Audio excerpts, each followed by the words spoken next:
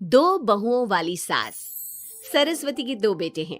बड़े बेटे राम की शादी रज्जू से हुई है और छोटे बेटे श्याम के लिए लड़की देखने का सिलसिला जारी है। एक दिन रज्जू की माँ का फोन आता है और उसकी सास फोन उठाती है। हेलो, कौन बोल रहा है? दूसरी तरफ फोन पर रज्जू की माँ लीलावती बोलती है। हेलो समधन जी, मैं लीलावती बोल रही हूँ, रज्जू की माँ। अरे नमस्कार समधन जी, कैसी हो? बहुत दिनों के बाद याद किया आज। यहाँ पर तो सब कुछ ठीक है, बस मेरी तबीयत थोड़ी खराब है। अगर बुरा न मानो तो एक बात बोलूं? अरे कैसी बात कर दी आपने समधन जी, आपकी बात का बुरा क्यों मानना, बोलिए बोलिए। मेरी कुछ दिन से तबीयत ठीक नहीं है और यहाँ पर मेरी देखभाल करने वाला कोई नहीं। क्या आप रज्जू को कुछ दिन के लिए मेरे पास भेज सकती हैं? ठीक है, हम रविवार को रज्जू को छोड़ जाएंगे। इतना कहकर सरस्वती फोन काट देती है और अपनी बहू को आवाज लगाती है। रज्जू, ओ रज्जू, जल्दी यहाँ आना तो। क्या हुआ माँ जी, कुछ चाहिए था क्या? अरे नहीं, कुछ नहीं चाहिए।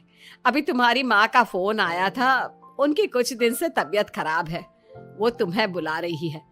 राम को फोन करके कह दे कल की 2 ट्रेन की टिकट करा देगा, मैं भी जाऊंगी तुम्हारे साथ। इतना सुनते ही रज्जू राम को फोन करके सारी बात बताती है और 2 टिकट के लिए बोल देती है। शाम को खाने के टेबल पर सब रज्जू के जाने की बात करते हैं। तब रज्जू का देवर श्याम कहता है, भाभी आज बहुत खुश लग रही हो, मायके जाने की इतनी खुशी, उफ। खुश क्यों ना हो देवर जी, कितने दिन बीत गए अपनी माँ से मिले, और इस बार तो मैं महीना 2 महीना रह कर ही आऊंगी। जब आपका मन करे तभी आना। अच्छा एक बात तो बताओ, वहां से क्या लाओगी मेरे लिए? देवर जी कहो तो देवरानी ले आओ। वैसे भी सभी घर वाले चाहते हैं कि आपकी जल्दी से शादी हो जाए।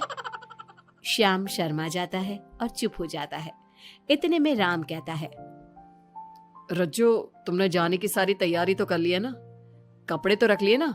थोड़े गर्म कपड़े भी रख लेना, वहां ठंड होगी, और जल्दी आने की कोशिश करना।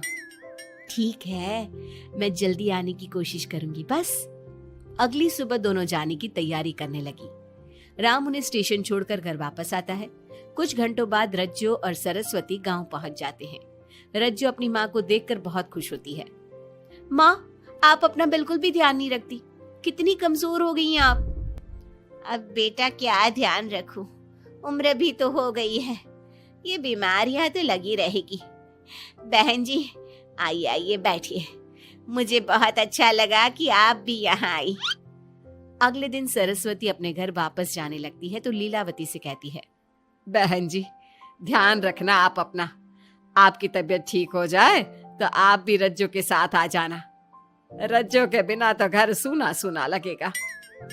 अब सरस्वती अपने घर आ गई और घर की सारी जिम्मेदारी भी उस पर आ गई। एक दिन वो कपड़े धोकर छत पर सुखाने जाती है। बाल्टी में से टपकता पानी सीढ़ियों को गीला कर देता है और नीचे उतरते समय रज्जू की सास यानी कि सरस्वती देवी का पैर फिसल जाता है और वो गिर जाती है।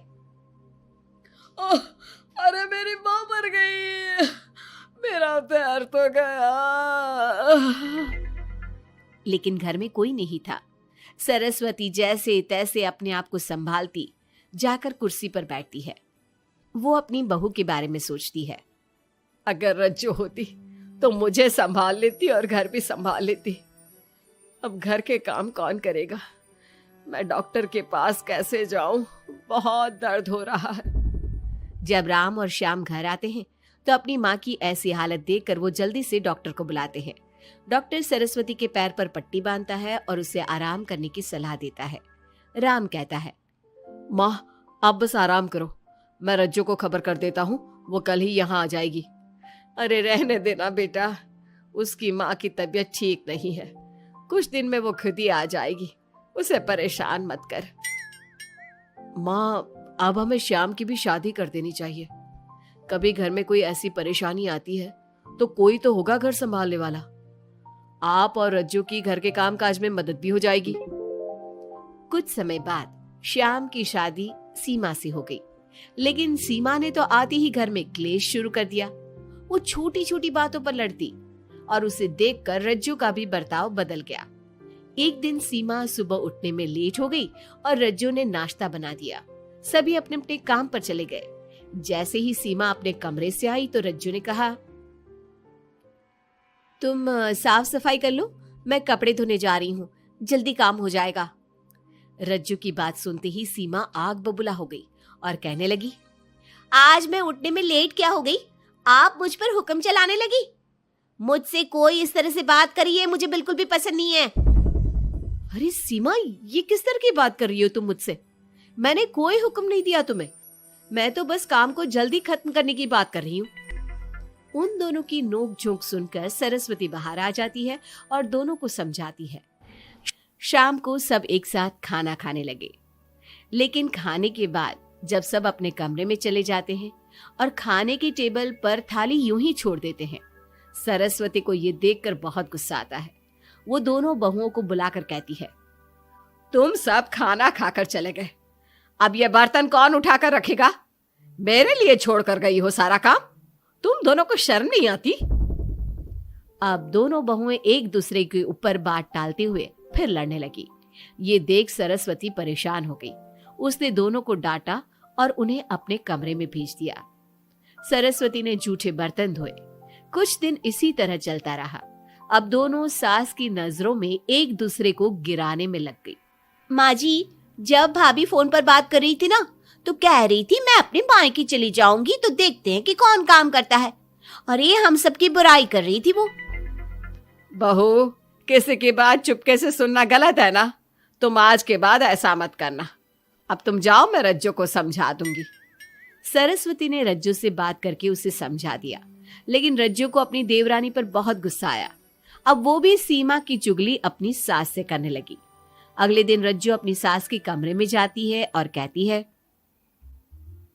मैंने सीमा को बात करते सुना था। वो देवर जी से कह रही थी कि अगर हम लोग अलग कहीं रहे तो हम ज्यादा खुश रहेंगे, रोज रोज की लड़ाइयों से भी बचेंगे। सरस्वती को इस बात पर गुस्सा तो बहुत आया, लेकिन उसने कुछ कहा नहीं। जब दोनों बहुओं को लगा कि सरस्वती उनकी बातों में नहीं आने वाली, तो उन्होंने रिश्तेदारों और पड़ोसियों से एक दूसरे की चुगली करना शुरू कर दिया। जब सरस्वती को यह बात पता चली तो उसने इनकी लड़ाई को शांत करने का उपाय निकाला। रज्जो, सीमा, यहां आओ दोनों। दोनों अपनी सास के पास आती हैं। कल मैं घर में हवन करवा रही हूं। तुम पड़ोसियों और रिश्तेदारों को आने के लिए कह दो और हवन की सारी तैयारी कर लो। हवन का दिन आ गया। पंडित जी रामायण का पाठ करने लगे।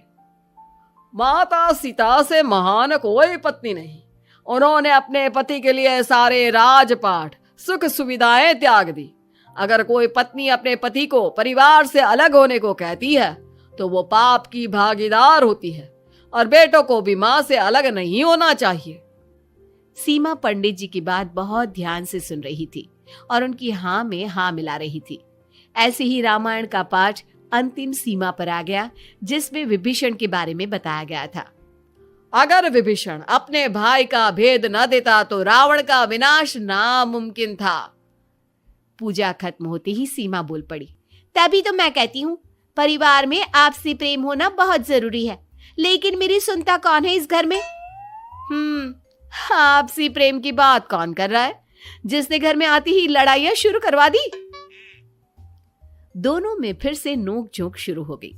सरस्वती दोनों को चुप कराते हुए बोली, अरे चुप हो जाओ तुम दोनों, पड़ोसी क्या कहेंगे, सब सुन रहे हैं तुम्हारी बातें। तभी उनमें से एक पड़ोसन बोलती है, सरस्वती बहन, क्यों चुप करवा रही हो अपनी बहुओं को? हमें तो इनके बारे में सब कुछ पता है। ये दोनों हमारे घर आकर एक दूसरे की चुगली करती है। तुम्हारे घर की हर छोटी से छोटी चीज पता है हमें। आंटी जी, हमने अपना समझ के आपको कुछ बता दिया तो इसका मतलब ये नहीं कि आप सबके सामने हमारी सास से हमारी शिकायत करेंगी। आप तो सबसे बड़ी चुगलखोर हो। सीमा की बात सुनकर सभी पड़ोसन उन्हें बुरा भला कहने लगी। उनकी बातें सुनकर दोनों बहुएं सबके सामने बहुत शर्मिंदा हुई। जब सब उनके घर चले गए तो सरस्वती ने अपनी बहुओं से कहा, अब तुम दोनों को तो बहुत खुशी होगी कि सारे मोहल्ले की औरतें हमारे ही घर में खड़ी होकर हमें ही सुनाकर चली गई। हमें काफी साल हो गए यहाँ रहते हुए, लेकिन आज तक किसी में भी इतनी हिम्मत नहीं थी कि हमसे ऊंची आवाज में भी बोल पाए। लेकिन आज तुम दोनों की वजह से ये सब हमारी बुराई कर रहे हैं। तुम दोनों ने ये सब अच्छा नहीं किया। सीमा, तुम्हारे इस घर में आने से पहले हम सब बहुत प्यार से रहते थे, लेकिन ये सब लड़ाइयाँ तुम्हारे आने के बाद शुरू हुई है। आज के बाद तुमने घर में किसी से भी झगड़ा किया तो मैं तुम्हें तुम्हारे मायके छोड़ आऊंगा, समझी तुम? ये बात सुनकर सीमा रोने लगी और सबसे माफी मांगने लगी। पंडित जी भी ये सब देख रहे थे। उन्होंने सबको शांत करवाया।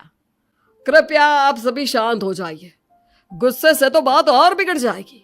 अगर आप दोनों बहुएं मिलकर रहती, घर की बात घर में रखती, तो कोई आपसे कुछ कहने की हिम्मत नहीं करता।